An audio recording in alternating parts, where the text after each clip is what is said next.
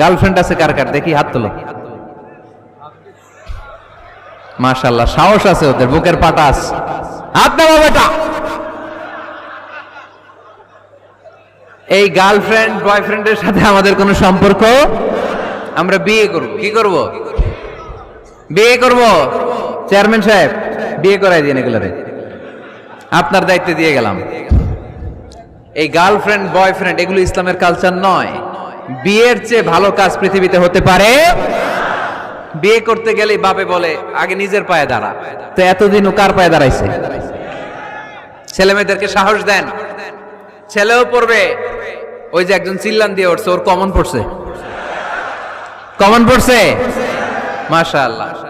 গার্ডিয়ানরা যারা আছেন ওদের দুঃখ কষ্ট একটু বুঝছেন আপনারা, মিলাই দিয়েন ওদেরকে, বিয়ের পিড়িতে বসায় দিয়েন। বিয়েতে কল্যাণ, বিয়েতে বরকত। বিয়ের মতো ভালো কাজ হতে পারে না। সব নবীরা বিয়ে করেছেন। আর নিকাহ মিন সুন্নতি, বিয়ে আমার সুন্নাত। ফামান রাগিবা আন সুন্নতি ফালাইসা মিন্নি, যে আমার সুন্নতকে ভালোবাসে না সে আমার উম্মত হতে পারে না। বিয়েটাকে সহজ করে দেন। যেই সমাজে বিয়ে সহজ ওই সমাজে জিনা কঠিন, তাই না? যেই সমাজে জিনা সহজ ওই সমাজে বিয়ে কঠিন। আমাদের সমাজে জিনা করা সহজ, বিয়ে করতে লাগে 10 লাখ, জিনা করতে লাগে 1000। ঠিক কি না?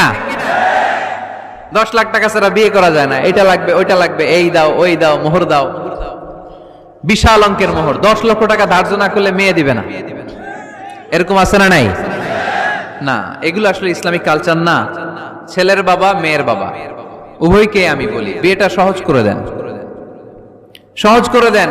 ছেলে পড়াশোনা করুক, সমস্যা নাই, মেয়েও পড়ুক, কিন্তু তারা পবিত্রভাবে তাদের সম্পর্ককে মেনটেন করুক। ঠিক কিনা? তাদের এই যৌবনের তাড়নায় যে পাপের সাথে জড়াবে তার পার্সেন্টেজ গুণা বাবা হিসেবে আপনার কাঁধেও আছে না নাই? এজন্য বাবারা সাবধান, মায়েরা সাবধান, বিয়েটাকে সহজ করেন।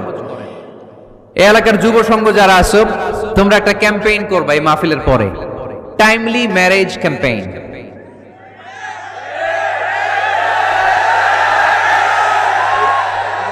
Timely marriage campaign.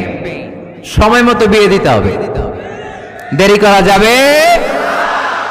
বাপ মা বুঝে না, একজনকে হুজুর আব্বাই বুঝে না। গার্ডিয়ান যারা আছেন একটু সদয় হন। ওরা যে পাপের সাথে, পাপের রাস্তা যে ওরা চিনে যাচ্ছে, পাপের পথে যে জড়িয়ে যাচ্ছে, আল্লাহর সুপ্রিম কোর্টের কাঠগড়ায় আসামি করে আল্লাহ সেদিন আপনারে দাঁড় করাবে।